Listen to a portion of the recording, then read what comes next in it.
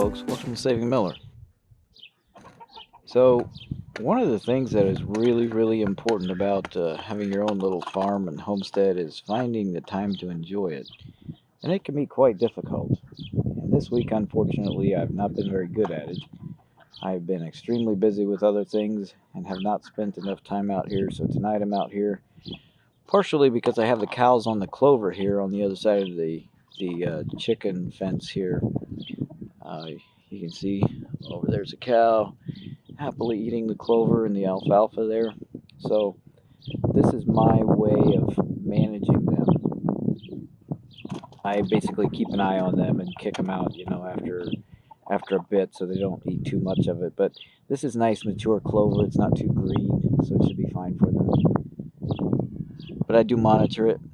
The chickens and ducks are very happy with all of this, and of course here we have Luna bouncing around, keeping an eye on everything. Okay, she's actually just playing. She's not watching anything.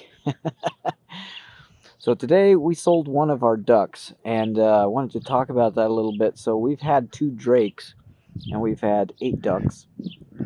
So we sold a drake, actually, just to clarify.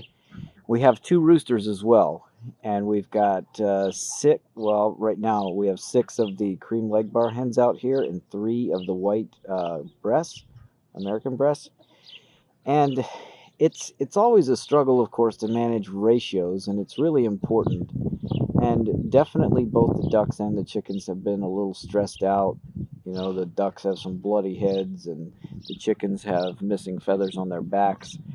And so spending time just sitting here observing the animals and seeing what's going on, I think is really important. You see things, you see how they behave, and see maybe adjustments that can be made. We kept what we feel is our best drake. He's the biggest of all the ducks, and he has the best pattern, has a good attitude. He seems to be very watchful, but I think he's a little stressed out. He's looking for the missing drake. I can tell he's not quite himself. Definitely will have an effect on the flock, but I think it'll be a positive one. So tomorrow morning, actually, our largest steer, so he's the one on this side right behind the post right there. The butcher is coming to process him, and we'll do it the same way right here on the farm.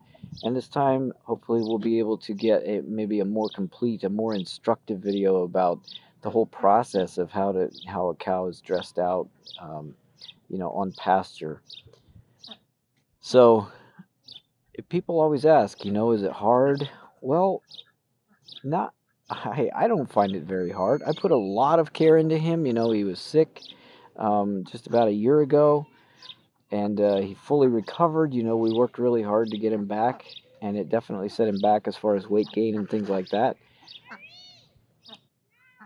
But I feel like that has been his purpose here on the farm. Eat the grass, grow, and then produce meat. And it's the same for, the chickens and ducks. This flock here, of course, their purpose is to provide fertile eggs for us to hatch more and to provide eggs for eating. And so they do a good job of that. And so that's really the purpose of the animals here. And we have to manage them. We can't just let them grow old, because then there's no life cycle. There's no refreshment and no young ones coming in. So we do have more chickens that are going to hatch, I think, today or tomorrow. And then we have some ducks in the incubator, so they're a week away as well. And we'll grow our flocks, and hopefully we can refine our ratios a little bit. And so it's kind of the same way with the steer. Once, what is his number? 27? 9027 is his ear tag. I don't really give him names. I don't really like the idea of naming the steers, but I think he was named Hamburger, possibly. But once he is in the freezer, then I'm going to go buy some more steers. And so I've kind of settled on a plan. I think I'm going to buy 2, and then in the fall we're going to process the other 2 that are here. And so I'd like to have 4 steers over the summer and 3 over the winter. Now, a couple of reasons for that, because during the summer the grass grows pretty well, we have a lot of it, and during the winter, of course, we have a big gap between the late October and early February when the rye starts coming in. So during that gap, we have to feed hay, and I don't want to feed hay. Like I want sustainable pasture here, but we can do pretty well with 3 during the winter, and so I think that's probably where we'll settle. I was thinking of going to 4 year round, so we would process 1 in the fall and process 2 in the fall and in the spring. But I think we're going to be better off sticking with just 3 for the winter, like we had for this winter. So very soon here, we're getting the birds through the orchard, and the cows are helping us get it trimmed down a little bit. Very soon here, we're going to plant some more trees. We've budgeted $1,000, so that should get us roughly 20 trees. So I'm very excited about that. Want to plant more trees here in the orchard. It's going to be a lot of work. I'm still not quite sure how we're going to do it. I think I'm going to rent and a mini excavator or a backhoe to dig the holes, because the soil, even though we've been irrigating it and the top is much improved, it's still really really hard to dig these holes.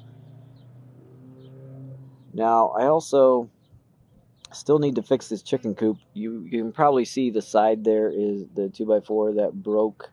I need to replace that 2x4 and then refine some things on it, kind of tune things up and get it ready for summer. The chickens do need their own water source. It just worked much better when they had a barrel in there with their own water. And so I want to get that done before it really starts heating up. Another thing that we've done recently, um, it's a little bit hard to see, but we have an automatic watering system for the cows out on the pasture. There's a little black tub out there. Just actually, it's right there, right over the top of the duck coop. And so that one stays full all the time. With cows, it's difficult to make sure that they have fresh, clean water all the time, and making sure that they have enough. So a small tub like that is not enough unless it's constantly being refilled. So we have that hooked up to a hose, and it's on all the time. Other things, well, weeds are growing. It's very annoying, but it happens every spring. This spring is not nearly as bad as it was last spring, but it's nice to have things all nice and green again. I think we're going to let the chickens and ducks in here. So this next week is going to be a really busy one for the farm. We're going to have new chicks. We're going to have, I believe the turkeys are coming next weekend. Is my guess. I have to look at the paperwork again. So we're going to have a lot of little birds here very soon. We are selling quite a few hatching eggs and quite a few of young birds. But this is definitely a productive time of the year. The weather right now is amazing. You know, we made a video a year ago when it was 100 degrees in the end of April. We're approaching that time again, but it hasn't been quite that warm, which has been nice. We haven't had rain. If you watch any news, you might have heard that Arizona is in a severe drought. I think I don't quote me on the technical term, but it's quite bad. It's like nearly as bad as it's ever been. This winter, we just have not had rainfall or snow in the higher elevations to fill up the reservoirs and get us ready for the summers. So we really hope the monsoon season will be better. I really don't want to see another this dog. I really don't want to see another record heat summer like we had last year. That was difficult. But anyway, I will stop rambling. That's really what's going on the farm this week, and we're gonna have more videos coming up very soon. I have 2 videos I'm in the process of putting together right now, and then we're gonna make one of the steer tomorrow, and of course, as the babies show up with for the turkeys and stuff, we'll we'll be producing videos of those. So kind of a quiet week. I was well, I've been very busy, but quiet as far as videos because I haven't had time to make any. I want to progress with the drill press and with the other project that I'm working on. The other project is going to be a one-time video, so not a multi-part like the drill press.